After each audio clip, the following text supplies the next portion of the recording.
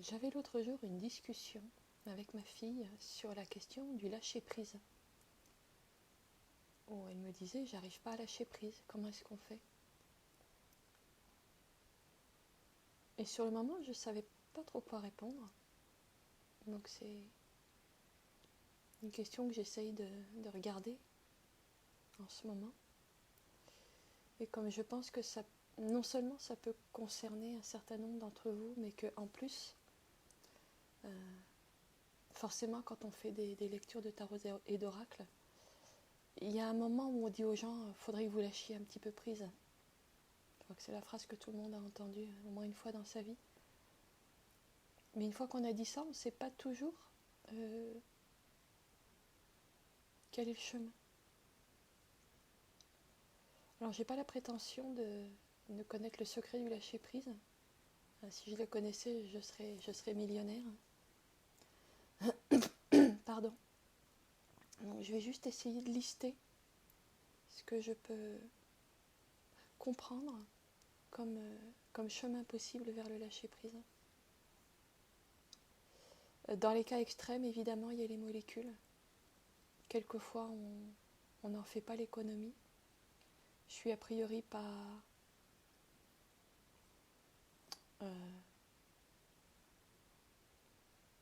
trop pour, si j'ai à être pour ou contre ce genre de solution, mais il y a des situations où il ne faut pas se culpabiliser si on prend une substance qui nous apaise. Quelquefois, on ne peut juste pas faire autrement. Il faut être bienveillant avec soi-même et accepter que voilà, il y a des moments où on ne peut pas faire autrement que de prendre des anxiolytiques, des antidépresseurs, ou quelque substance que ce soit. Une fois de plus, je n'en fais certainement pas l'apologie ou la publicité. C'est pas super génial. Si on peut l'éviter, c'est mieux. Mais si on y a recours, il ne faut surtout pas s'autoflageller. Quelquefois, la douleur, la détresse est telle que, ok, quoi, il vaut mieux ça qu'une souffrance brute qu'on ne sait pas apaiser. Après, si on a la possibilité, évidemment, il y a des méthodes autres dont il me semble qu'elles ont plus de potentiel de transformation. Le problème des substances et des molécules, c'est que si on les prend longtemps, on émousse quand même un petit peu ses capacités de conscience. Il faut quand même le savoir. On émousse son libre arbitre, sa créativité, sa lucidité sur soi-même et sur le monde, à terme. Je veux dire, quand ça devient vraiment une béquille permanente. Mais si on ne peut pas faire autrement, on le fait, on le prend, c'est tout. On ne sera pas jugé là-dessus. Personne ne nous jugera là-dessus. Ou ceux qui nous jugent là-dessus sont à côté de la plaque. Ça, je voulais vraiment faire cette mise au point. Voilà, donc maintenant, il y a d'autres solutions si on peut. Et c'est de ça que je vais essayer de parler ici. Le lâcher-prise. Je dirais que la première chose, c'est de ne pas croire à ce que dit la petite voix dans la tête. D'abord parce qu'elle parle tout le temps, à tort et à travers, qu'en général elle dit n'importe quoi, et que cette voix-là n'est généralement pas bonne conseillère. En particulier tout ce qu'elle nous dit sur nous-mêmes, qu'on n'est pas assez bien, qu'on n'est pas assez solide, qu'on n'est pas assez fort, qu'on n'est pas assez volontaire, qu'on n'est pas compétent, qu'on n'est pas la bonne personne. Il y a des jugements d'une dureté extraordinaire qu'on a sur nous-mêmes, je dirais qu'ils sont le premier obstacle au lâcher-prise. Souvent, on se parle comme jamais on n'oserait parler à quelqu'un que l'on aime. Donc déjà, à la base, regardez si on est suffisamment capable de bienveillance pour soi-même pour ne pas croire à tout le discours de la voix dans la tête. Ensuite, lâcher prise.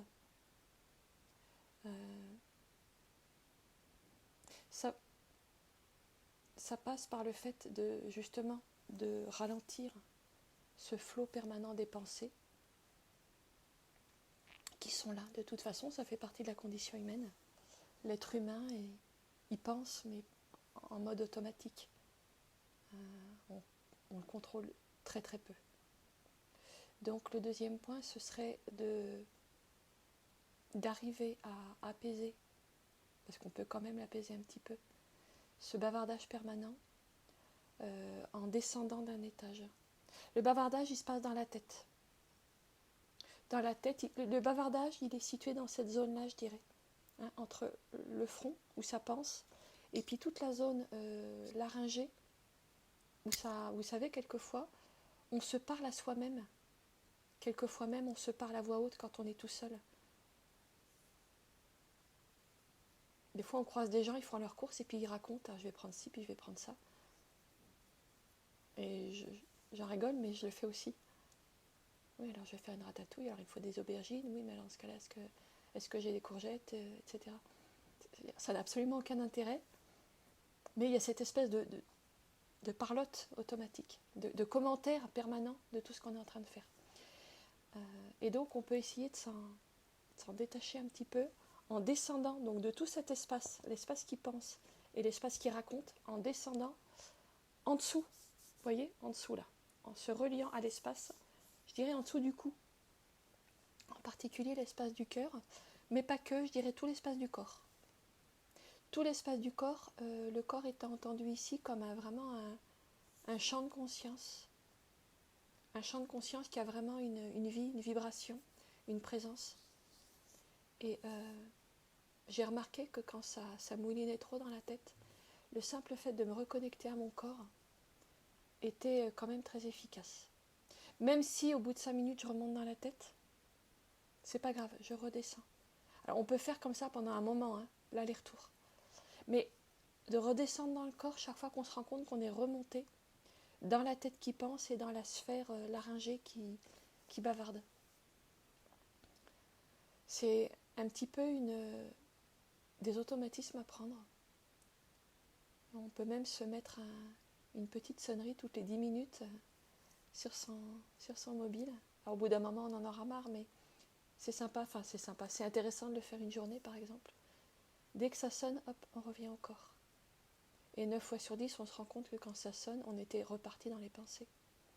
Mais au bout d'un moment, à force, il se produit une réaimantation vers le corps et une désaimantation de la tête. Revenir au corps, revenir au ressenti. Parce que quand on lâche prise, je voulais dire, quand on ne lâche pas prise, il y a un discours auquel on adhère, qui est un discours qui est créé par notre mental, qui va regarder ce qui se passe dans le passé, qui va prévoir ce qui va arriver dans le futur, et qui dresse des récits ou des prévisions en général assez catastrophiques. Sauf que quand on revient dans l'instant présent, et quand on revient vraiment au corps, au ressenti, hein, je parle vraiment du ressenti corporel, émotionnel et corporel de l'instant, on se rend compte que tout le blabla, il ne tient plus. Tout ce que je me raconte sur les malheurs que j'ai eus hier dans telle conversation avec telle personne, si je reviens là maintenant tout de suite, en réalité, il n'en reste plus grand-chose. Toutes les projections que je fais sur ce qui va se passer la prochaine fois que je vais croiser cette personne extrêmement désagréable, si je reviens maintenant tout de suite dans le corps, il n'en reste plus grand-chose non plus. Donc le lâcher prise, c'est, pour moi, ça passe vraiment par un retour dans un ressenti corporel de ce qui est en train de se passer là, maintenant, tout de suite. Et en général, on mesure la distance gigantesque entre ce que je me raconte et ce que je suis en train de vivre. Or, la réalité, c'est qu'il n'y a rien d'autre que ce que je suis en train de vivre. Peut-être qu'hier, je me suis disputée. Peut-être que demain, ça ne va pas être facile. Ça, j'en sais rien. Mais ce qui est sûr, c'est que le seul moment où je fais l'expérience de ma vie, c'est tout de suite. Et que tout de suite, quelquefois, souvent, c'est beaucoup moins dramatique que ce que me raconte le mental, qui commente, qui analyse, qui tourne en rond un peu comme un hamster dans sa roue. Et pour sortir de la roue du hamster, il faut revenir dans le corps. Le lâcher-prise passe beaucoup, beaucoup par cela. Revenir au corps. Et puis le corollaire, c'est revenir à la respiration. Ça, c'est très, très, très efficace. Revenir à la respiration. Et il ne faut pas le faire 3 fois et puis dire j'y arrive pas. Il faut le refaire 20 fois, 100 fois, 1000 fois. Souvent, vous, je m'y inclus, hein, on a essayé, puis au bout de 3 fois, on dit ah non, mais ça ne marche pas. Mais il faut le faire pendant des jours, des semaines, des mois. C'est long, c'est un chemin qui est long. Mais il porte ses fruits, ça je peux témoigner que ce chemin-là porte ses fruits. Donc revenir à la respiration, qui est un corollaire de revenir au corps ou une autre possibilité. Parce que quelquefois on a du mal à être en contact avec son corps, mais le souffle, ça tout le monde sait faire. Hein, l'air qui entre dans les poumons, l'air qui sort des poumons, ça tout le monde peut le ressentir. Même si on n'est pas doué, entre guillemets, pour ressentir son corps et ses émotions, le souffle, ça tout le monde y a accès. Donc revenir au souffle. Si besoin, ne rien faire d'autre pendant plusieurs minutes que le souffle. Et chaque fois qu'on repart dans les pensées, revenir au souffle. Parce que, bien sûr, on va revenir au souffle, et 30 fois, on va remonter dans les pensées. Mais 30 fois, il faudra redescendre au souffle. Et puis le lendemain, on le refait, puis le lendemain, on le refait. C'est un petit peu un travail de longue haleine, si j'ose dire. Le lâcher prise, mais voilà, ça demande de la patience, mais vraiment, ça en vaut la peine.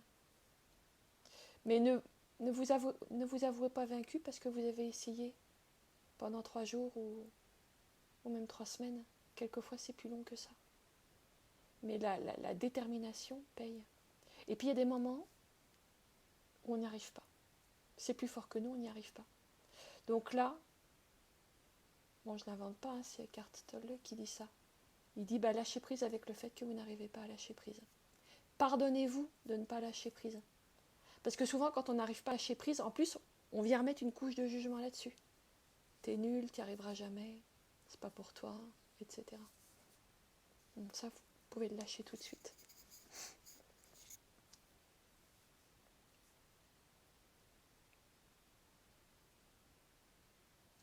Il y a le lâcher prise aussi en allant faire autre chose. Je pense au cas des femmes, des jeunes femmes qui n'arrivent pas à tomber enceintes. J'en ai connu plusieurs cas. Elles s'en rendent vraiment malades. Ça devient une obsession. Et chaque mois, quand elles ont leur cycle et donc qu'elles constatent qu'elles ne sont pas enceintes, c'est un drame. Et j'en connais plusieurs à qui on a conseillé de faire autre chose. Une qui avait adopté un enfant et une autre à qui on avait conseillé de changer de travail. Et dans les 2 cas, elles sont tombées enceintes très rapidement. Parce que leur attention a lâché une tension absolue vers un but. Leur attention s'est relâchée, s'est détendue. Et dans cette détente, l'intention qui était la leur a pu être entendue de l'univers. Mais pour que votre intention soit entendue de l'univers, il faut se détendre. Quelquefois, les demandes les plus, entre guillemets, efficaces à l'univers, ce n'est pas des demandes faites avec beaucoup de volonté, de tension. On pose la demande en confiance et on lâche et on va faire autre chose.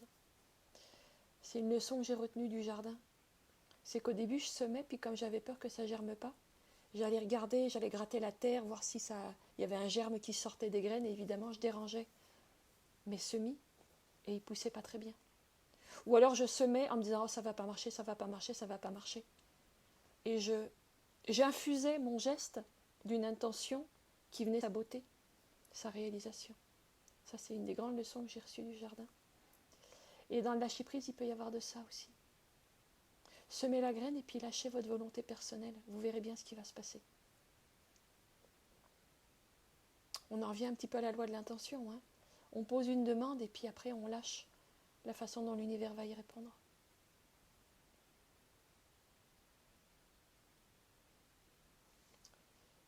D'ailleurs, pour rebondir sur ce que je disais dans ma vidéo sur la loi de l'intention, tout au début, je parle de la vidéo d'Isabelle Padovani. Ce qu'elle disait en substance, c'est que ça marche si Dieu veut bien. La loi de l'intention, ça fonctionne. La loi de l'attraction, pardon, fonctionne si Dieu est d'accord. Et c'est très juste. Si vraiment c'est pas votre destin, je sais pas moi, de devenir une star du cinéma, bah, vous pourrez faire tout ce que vous voudrez, ça marchera pas. C'est pas ce que Dieu a prévu pour vous. Bon, je le dis comme ça, hein. Je mets pas de dogme derrière Dieu, hein, c'est juste un mot. Dieu, l'univers, appelez-le comme vous voulez. L'âme universelle, le grand architecte, enfin toutes les appellations sont justes si elles vous parlent et quelles sont les bonnes pour vous. Le lâcher prise, c'est vraiment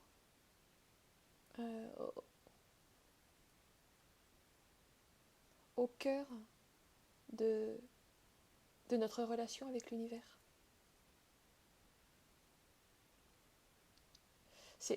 L'inverse du lâcher prise, c'est la confiance, c'est la détente, c'est l'abandon. Les personnes qui ont du mal à lâcher prise sont des personnes qui ont une volonté personnelle extrêmement puissante. Et c'est un outil remarquable, mais qui est à double tranchant. C'est quand la volonté personnelle est très forte, on se croit l'auteur de tout ce qui nous arrive.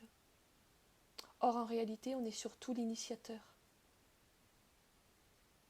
Et après, c'est l'univers qui fait le job. Je crois. Notre part à nous, notre participation, c'est de faire la demande, et puis quand ça se manifeste, d'accompagner cette manifestation. On pourrait parler de co-création d'une certaine manière à ce niveau-là.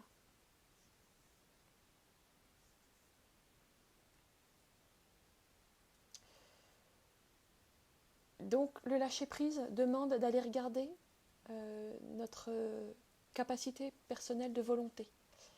Il y a fort à parier que si vous êtes une personne qui a beaucoup de volonté personnelle, le lâcher-prise peut être pas évident pour vous. C'est comme ça, vous êtes câblé comme ça. Ne vous fustigez pas, parce que votre volonté, elle a aussi sa raison d'être dans votre chemin de vie. Et peut-être vous êtes là aussi pour apprendre à la mettre un petit peu de côté de temps en temps. Je dis ça, c'est facile à dire, hein. J'ai certainement pas de leçon à donner dans ce domaine-là, mais j'ai constaté que on pouvait quand même inviter dans notre vie le lâcher-prise en regardant tout ce que je vous ai proposé. Je pense que je vous ai dit à peu près l'essentiel et j'essaye de ne pas faire ces vidéos trop longues et celle-ci est déjà très longue et je vais en rester là. J'espère que ça vous donne des clés. Puis au besoin, j'en reparlerai si vous en faites la demande, mais je pense avoir dit l'essentiel. Voilà, je vous remercie, je vous dis à bientôt.